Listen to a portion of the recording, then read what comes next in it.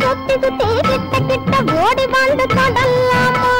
சித்து போல பெண்ணிருந்தா வட்டமிட்டு சுத்தி சுத்தி கிட்ட கிட்ட ஓடி வந்து தொடலாமா தாலி கட்டு முன்ன கையை மேல படலாமா